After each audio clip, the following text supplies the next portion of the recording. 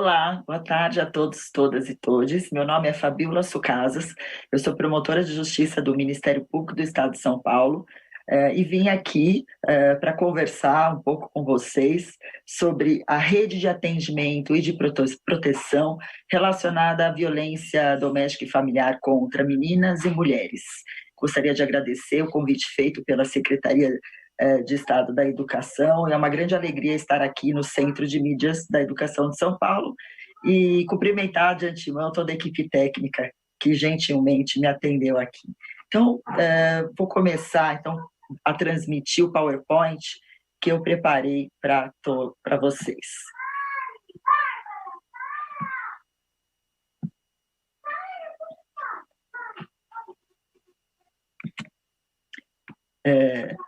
Bom, eu estou aqui dentro de um projeto que se chama Projeto de Vida, que é uma parceria do Ministério Público de São Paulo com a Secretaria de Justiça e o Tribunal de Justiça de São Paulo. Essa aula ela vem de um compêndio de aulas, né, dentro do contexto da Covid-19, dos impactos de gênero, e já tivemos aulas com a doutora Albertina, com a doutora Silmara, e também com as juízas Tereza e Rafaela. Eu aqui vou falar da rede de atendimento e de proteção. Mas para falar um pouco desse assunto, eu gostaria de fazer uma introdução sobre a Covid-19, né? Todos sabemos, a Organização Mundial de Saúde declarou em 11 de março estado de pandemia, atentando ao progressivo e rápido aumento e alastramento de casos da Covid-19, que afetou e tem afetado um grande número de pessoas espalhadas pelo mundo, e aí exigindo, de uma certa forma, especial atenção emergencial para as políticas de prevenção, detecção, proteção, tratamento, redução do ciclo de transmissão.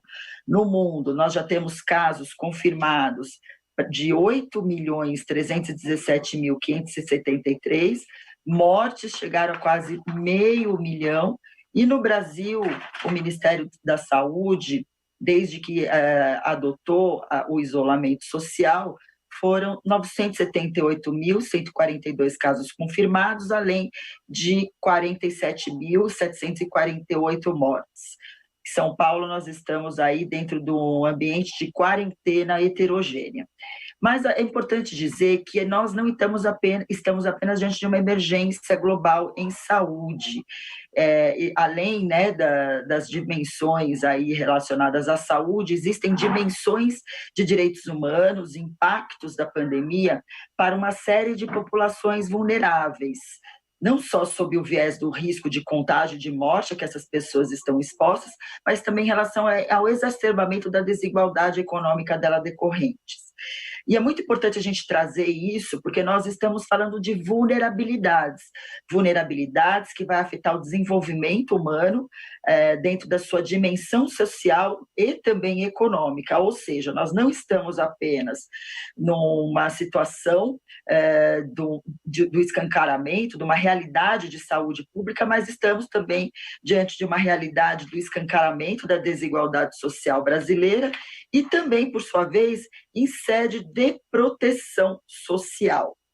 E há muitos pontos de atenção. Nós vamos falar do peso da violência, que é essa frase de Lúcia Xavier, da ONG Crioula: o peso da violência concorre com as condições de obediência ao isolamento, mas é preciso falar também de todo o cenário que envolve isso, né? Nós estamos aqui dentro de um cenário de altos índices de desemprego, o próprio IBGE apontou para um alto crescimento da taxa de desocupação, nós temos também um quadro de grande informalidade, mesmo antes da Covid, mas com a Covid e com as questões de isolamento, nós temos aí situações de maior vulnerabilidade, porque quem está no ambiente informal não tem direito à aposentadoria, tem toda uma questão sobre licenças, a ausência de licença maternidade ou mesmo afastamento laboral por motivo de saúde. Temos também a ampliação do quadro de vulnerabilidade, da hipervulnerabilidade, Quadro este que vai impactar principalmente aqueles que vivem em favelas, cortiços, ocupações de toda sorte, de submoradias, né, moradias precárias, sem considerar as pessoas em situação de rua. E aí temos aí uma grande questão que envolve as políticas de isolamento social. Existe hoje uma realidade que se chama periferização da Covid, que é uma realidade que tem aí contribuído para o incremento do número de mortes. Na cidade de São Paulo, por exemplo, a mortalidade da Covid-19 em regiões de maior exclusão social é de 10 vezes maior que as demais.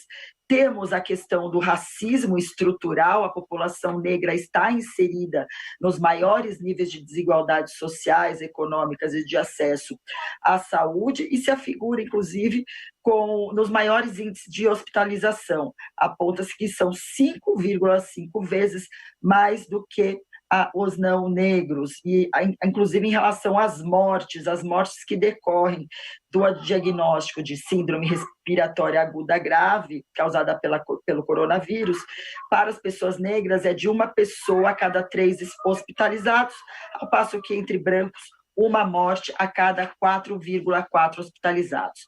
A questão da pobreza já se aponta para o aumento do pedido de seguro-desemprego, que subiu quase 80% na primeira quinzena de maio, em comparação ao mesmo período, e a violência que nós vamos tratar aqui, que também concorre aí com as questões das políticas de isolamento social, né?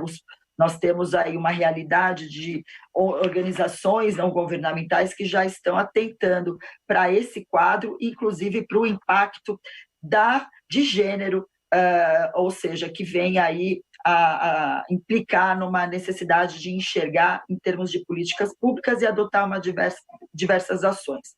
Então, quais são aí os alertas? A ONU Mulheres e a Human Rights Watch, por exemplo, já apontaram desde o início do isolamento os seguintes eixos principais: o incremento da violência doméstica e familiar contra a mulher, em razão do isolamento social, os custos físicos e emocionais das mulheres que estão na linha de frente na luta contra a pandemia, que se afigura um grande contingente de profissionais de saúde e de assistência social, que estão dentro dos serviços considerados essenciais, o acúmulo das tarefas domésticas e de cuidados a terceiros, como os próprios familiares doentes, as pessoas idosas e as crianças, aquelas vulnerabilidades que são relacionadas aos meios de subsistência e segurança alimentar e nutricional, em razão das medidas de distanciamento social, o que se alia também em relação à realidade das trabalhadoras domésticas e ao fechamento das escolas e creches.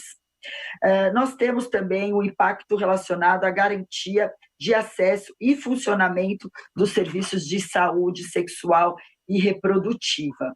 E nós vamos falar... eu acho que eu mudei aqui, deixa eu subir. Nós vamos falar um pouquinho disso. Já dei o spoiler da minha última tela.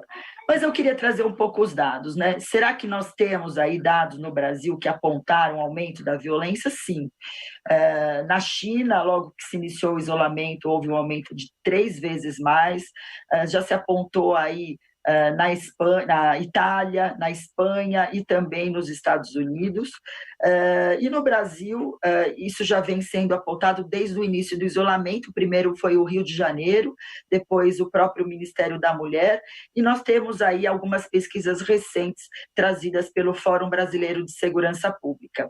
O próprio Fórum Brasileiro de Segurança Pública trouxe esse dado do Ligue 180, que houve um aumento de quase 40% das denúncias, né, 37,6%, um aumento dos atendimentos da Polícia Militar, com um crescimento de 44,4%. O Ministério Público fez uma pesquisa que acusou 51% mais de flagrantes relacionados à violência doméstica e familiar contra a mulher. E essa última pesquisa do Fórum Brasileiro de Segurança Pública apontou, eu vou colocar primeiro o crescimento do número de feminicídios em 22,2%, mas a redução dos registros de lesão corporal, redução dos registros de estupro, os registros de estupro a quase 40%, e também a queda das concessões de medidas protetivas de urgência. E o Fórum Brasileiro também trouxe um número interessante do aumento de 431% nos relatos das brigas entre vizinhos no Twitter.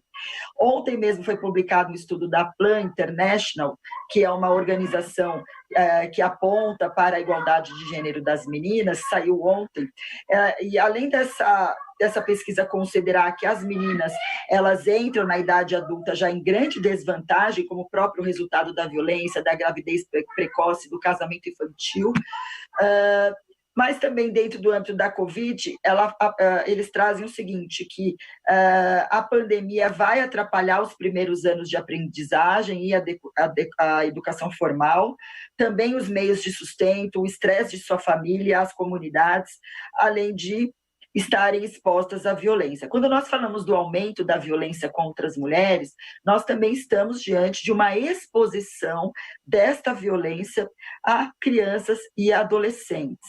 Esses dados, vocês podem até fazer essa análise comigo, acho que no final a gente deixa aqui uns 5 minutos para a gente conseguir fazer uma interação, porque vocês mandem as perguntas pelo chat. Mas eu acredito, esse cenário aponta o seguinte, que daquelas denúncias que impelem um atendimento, um chamamento de terceiros, houve um aumento. Mas quando impele a procura da mulher presencial pelo atendimento, há uma redução. Então, nós temos aí a redução, por isso a redução dos registros de lesão, a redução dos registros de estupro, trazendo também a questão das escolas fechadas, né, presenciais, e a queda das concessões de medidas protetivas. Então, nós vemos isso como um grande problema e acreditamos que com a abertura venha a aumentar mais ainda o número de casos. E por que isso acontece? Então, dentro do ambiente da violência doméstica e familiar contra a mulher, nós trazemos o seguinte, trazendo dentro do cenário do isolamento, né? Nós vamos ver que a própria situação de isolamento, ela já é considerada uma forma de violência contra a mulher. É uma forma de violência psicológica que já é utilizada para aumentar o poder do agressor da vítima e reduzir as chances da mulher de obter ajuda. E dentro de uma pandemia, isso que se opera, mas não se opera isoladamente. Logicamente que isso concorre com as demais situações que eu apontei anteriormente, que são reflexas, como a questão relacionada às escolas fechadas, a escassez do alimento, o desemprego, o quadro de saúde mental e etc. Então, nós temos aí, desde o acirramento das tensões dentro de um relacionamento que já é abusivo, e essa convivência em casa, convivência extremada, de mulheres que já estão adoecidas em razão desse relacionamento abusivo, isso vai implicar no acirramento dessa tensão, elas estarão mais impotentes, até porque estão dentro de uma série de cuidados com crianças em casa.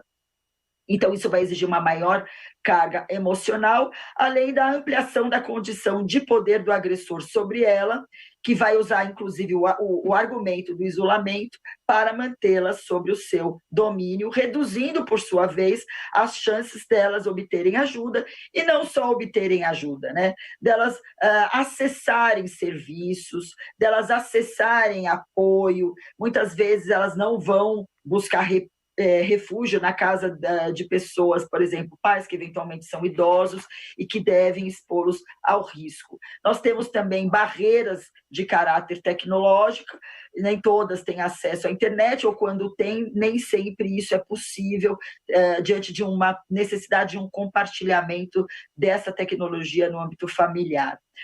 E a redução das capacidades econômicas é um fator muito grave e que pode levar ao aumento dessa tensão, até porque o desemprego atinge também aquele agressor, aquele homem, eventualmente, que tem esse comportamento agressivo. Isso vai implicar no maior risco às mulheres.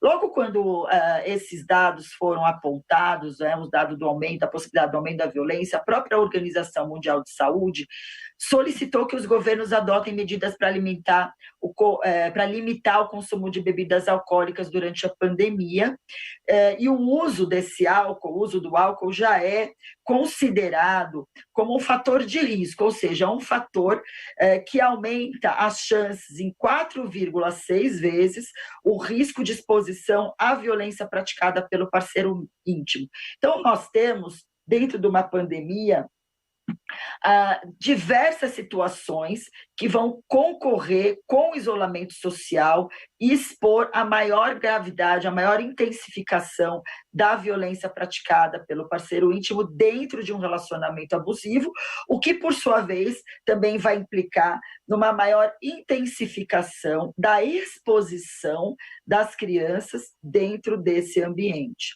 Não só dentro de uma exposição de uma violência testemunhal, mas também dentro de uma exposição direta de violência, e a gente vai falar um pouquinho logo mais sobre a violência praticada contra crianças, né? A violência sexual especialmente. E eu queria aqui trazer para vocês 3 casos muito emblemáticos, eu gosto muito de falar deles, até porque se torna didático. Eu trabalhei muito tempo no grupo de enfrentamento à violência doméstica do GVID Leste. Esse grupo é responsável por uma população de mais de 3 milhões de pessoas, e ali os casos de Ana, Joana e Mariana mostram do que estamos falando. Então, estamos falando, por exemplo, no caso de Ana, uma mulher adulta que foi obrigada pelo ex-companheiro a se atirar da janela enquanto ele empunhava uma arma de fogo, enquanto as crianças gritavam, choravam, e ela pediu que as crianças se escondessem atrás do armário. Ele obrigou que ela se atirasse da janela a uma altura de 8 metros. A Joana, uma senhora idosa que fazia o uso de cadeira de rodas, uma pessoa com deficiência, cujo filho, usuário de drogas, além de agredi-la fortemente, subtraiu a quantia de R$20 para comprar crack. E a história de Mariana, 9 anos, que passou a ser abusada do padrasto. E assim nós temos situações diferenciadas de mulheres adultas, mulheres idosas e crianças que estão dentro de um cenário de violência física, violência psicológica, violência patrimonial, e as meninas, especialmente, violência sexual. Nós sabemos que a violência doméstica não acontece somente na relação conjugal, e é importante dizer que a Lei Maria da Penha está dentro desse cenário também, inclusive, abarca essas situações. E nós estamos falando de uma violência que foi muito tolerada pela sociedade brasileira, dentro de um ambiente de banalização, de romantização, de culpabilização, de patologização, como eu gosto de dizer. E esse tipo de violência é considerada uma violação a direitos humanos, é considerado um problema de saúde pública epidêmica. Nós sabemos que as mulheres correm maior risco de sofrer estupro e violência doméstica do que o câncer, do que acidentes de carro, do que guerra, do que malária. É importante que vocês saibam que o feminicídio é considerado uma morte evitável, porque ele não acontece em um fato isolado, ele acontece em ciclos, né? Ele é o último ponto de uma série de ciclos de violência. E eles acontecem após estudos apontarem uma série de riscos para as mulheres, levando-se em consideração situações em que apontam para a maior vulnerabilidade das mulheres e que apontam também para o perfil mais agressivo do autor da violência. O histórico da violência está dentro desse cenário, o isolamento está dentro desse cenário, o controle está dentro desse cenário. E a violência contra a mulher é uma violência de gênero. Nós estamos diante de uma realidade de desigualdade de gênero, uma realidade em que a mulher foi colocada de forma histórica e cultural dentro de um ambiente de inferiorização, inclusive de uma inferiorização legitimada pelo nosso direito, e que expõe as crianças dentro de um cenário de aproximadamente 80%, afora aquela violência que é praticada diretamente contra as meninas, e isso vai determinar o que nós chamamos do ciclo da transgeracionalização da violência. O que isso significa? Significa que quem foi vítima na infância tem mais possibilidade de ser agressor ou vítima. Então, temos que interromper não só os ciclos de violência dentro dos relacionamentos abusivos, mas também os ciclos de transgeracionalização da violência. E aqui eu trouxe algumas características dessa violência para vocês entenderem que a política pública, já que nós estamos falando dessa rede, né, ela deve se voltar à compreensão de que nós estamos diante de um tipo de violência que não se não pode ser comparada a um roubo, a um crime patrimonial que acontece entre pessoas desconhecidas, mas sim no ambiente em que há forte vínculo afetivo e que há uma relação familiar consistente. São violências comumente praticadas em reiteração, violências em que o silêncio impede que a notificação se dê em maior número e, logicamente, que esse silêncio se opera de uma forma diferenciada quando estamos diante da realidade de uma vítima que é adulta ou de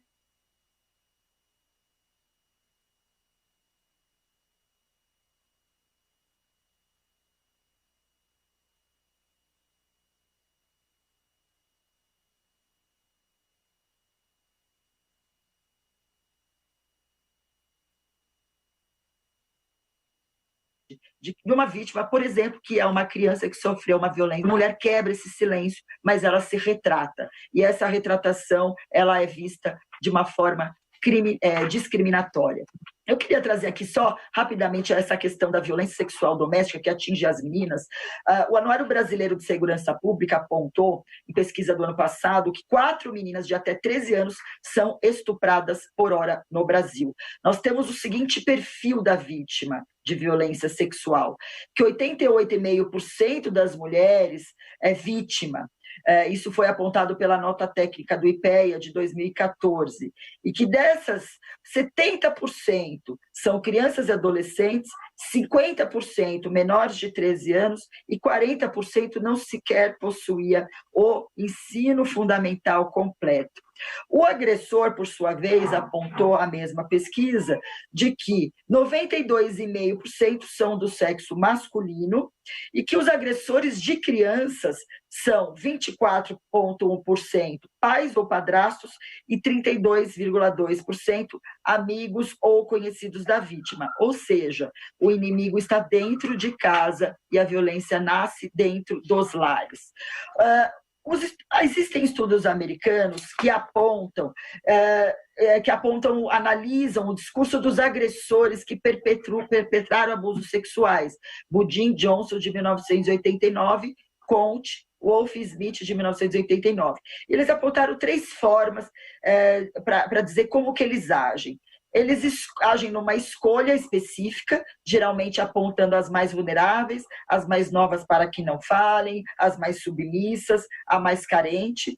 Eles começam dentro de um processo, né, que progride, torna-se amigo, conversa, insiste em estar na companhia, vai tocando no corpo, vai testando os limites, até os contatos sexuais, de uma forma que a criança se confunda e entenda que ela que consente, e depois o controle. E esse controle vem dentro de uma coerção.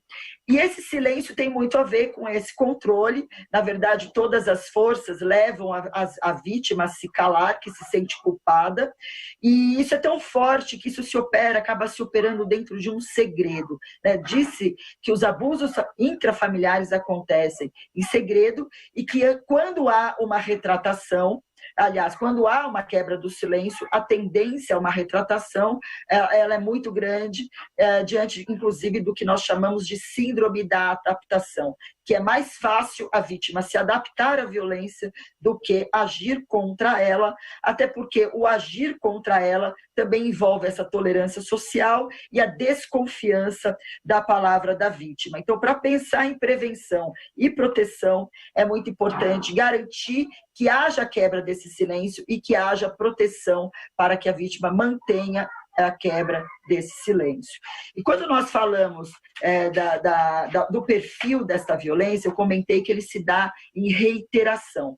Ele se dá em reiteração e dentro da específica violência sexual existe a maior chance desses estupros serem recorrentes. Aponta-se que 50% dos incidentes que são descobertos, nós temos aí um quadro de estupros anteriores, e que os riscos maiores são em residências em regiões rurais, em que a vítima tem o menor nível educacional e em que há maior proximidade de relacionamento entre a vítima e o perpetrador.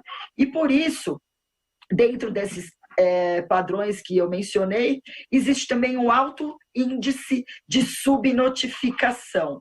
Disse que os crimes sexuais estão entre aqueles com as menores taxas de notificação à polícia, e isso acredito que explica também esse fenômeno dentro da Covid-19, com os menores índices, ainda mais em relação ao cenário dos impactos de gênero relacionados à violência.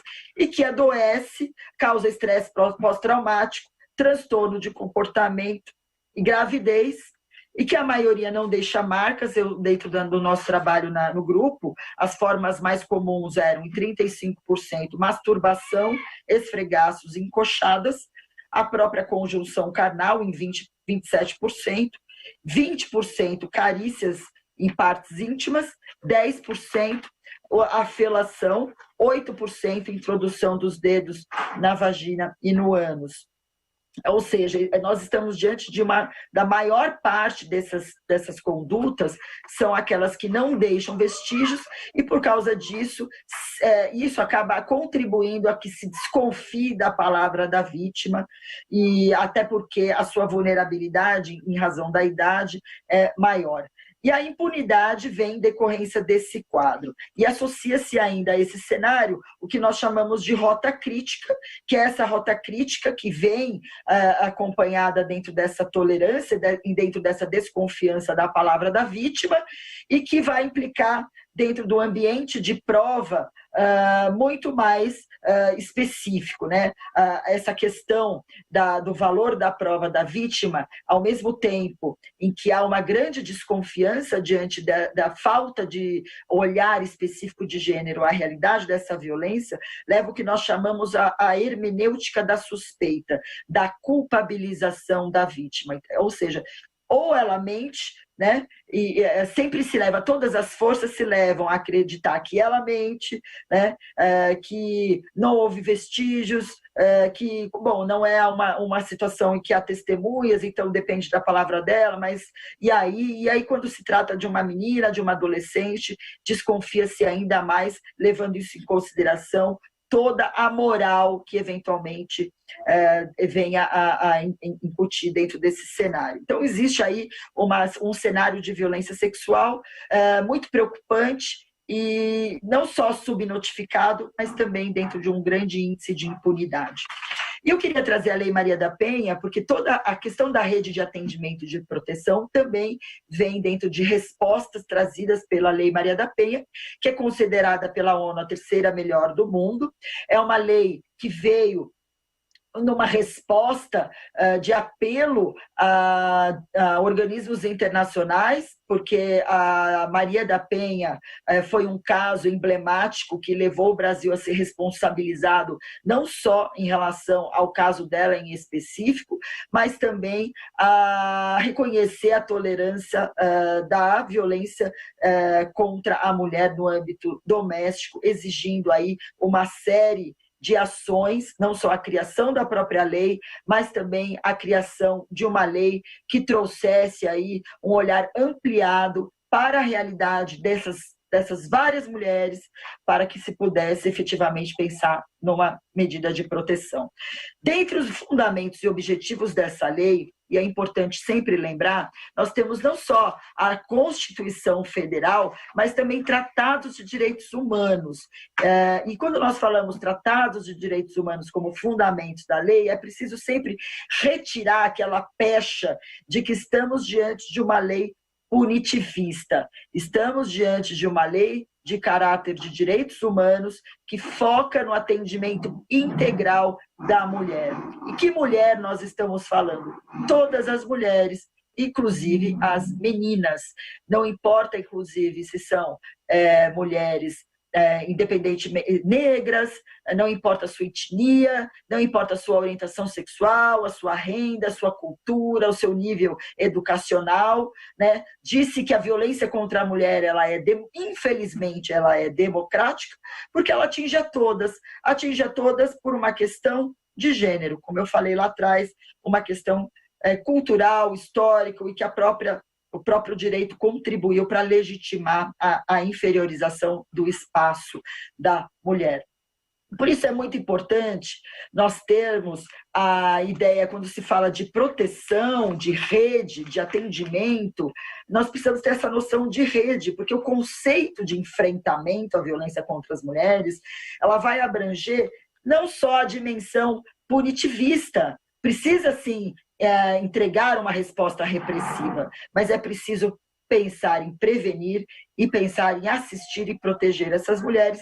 Por isso que o artigo 8º da Lei Maria da Penha se incumbe de ditar diretrizes da política pública de enfrentamento. Essa política pública ela não pode ser feita apenas pelos estados, ela deve contribuir, ser feita pelos entes federativos, pela União, pelos estados, pelo Distrito Federal e pelos municípios, por ações não governamentais, e as suas diretrizes têm que contar com a integração dos órgãos de segurança pública, assistência social, saúde, educação, trabalho, etc. É por isso que é muito emblemático nós estarmos aqui dentro desta parceria da educação, justiça, saúde, Tribunal de Justiça, porque para pensar em soluções precisamos compreender que apesar dos nossos muros em cada um de nossos serviços, nós temos muitas soluções quando conseguimos nos unir e nos aliar. Por isso que a própria política deve ser feita em conjunto, de forma articulada,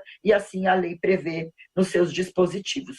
E também, quando nós falamos de proteção à criança, adolescente, né, nós temos aí alguns fundamentos jurídicos. Então, desde o artigo 227 da Constituição Federal, que já coloca aí, não só como dever do Estado, mas dever da família e da sociedade, né, atuar em prol da criança, do adolescente, do jovem com prioridade, também colocá-los a salvo de violência, de qualquer discriminação, o Estatuto da Criança e do Adolescente, além da Maria da Penha, como eu disse, a própria lei, que é chamada Lei 13.431/17, que aponta, que traz aí todo um sistema, uma lei que normatiza e organiza o sistema de garantias de direitos da criança e do adolescente que é vítima ou testemunha de violência. Então, aquela criança, como eu falei daquele caso da Ana, aquelas crianças que viram, que testemunharam a mãe sendo obrigada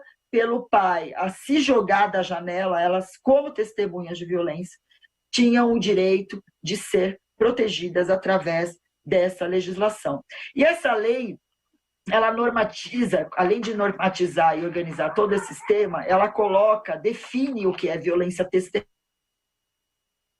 a violência testemunhal como uma violência psicológica, traz aí todo um sistema normativo de escuta especializada e depoimento especial, evitando a revitimização através dos vários depoimentos. E essa lei também traz a ideia de integração e atendimento articulado da rede. Eu já estou partindo para o final, a rede de atendimento e de enfrentamento trouxe esse quadro para que vocês entendam que a educação não deve estar fora do âmbito da saúde, assim como não deve estar fora do âmbito da segurança, da assistência social e do trabalho. Existe a rede de atendimento que, com a rede de enfrentamento, vai operar de forma horizontalizada para pensar nas soluções.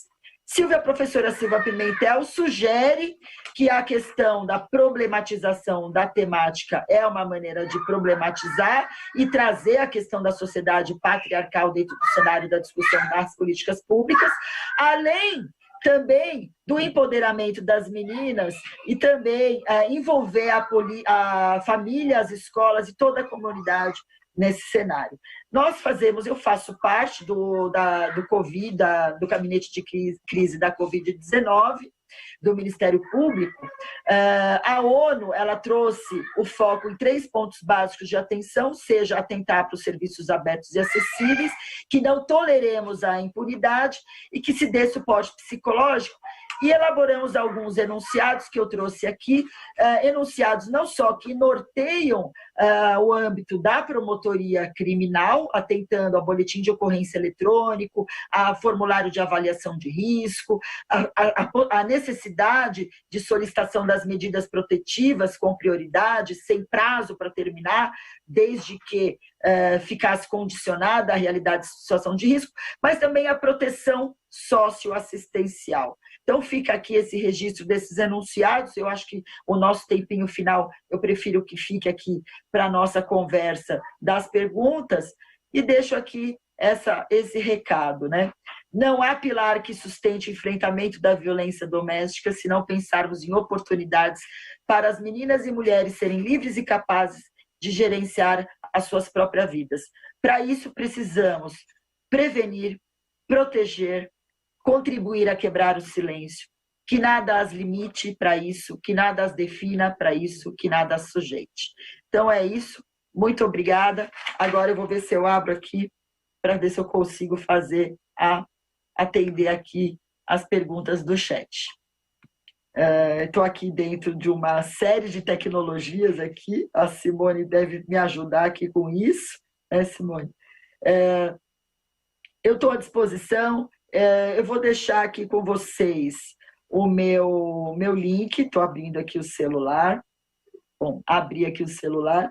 Eu deixei aqui, vou deixar aqui o meu e-mail é fabiula.sucasas@mpsp.mp.br. Deixa eu ver aqui, eu estou com o celular aberto aqui, Simone.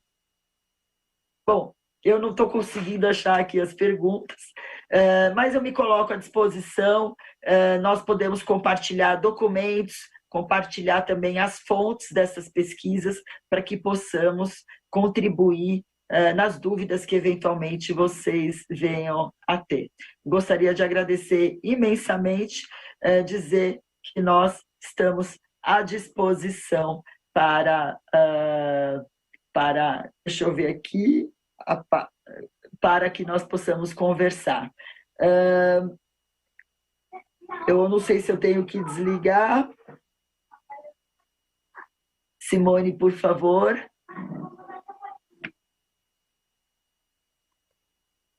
Bom, eu vou me despedir.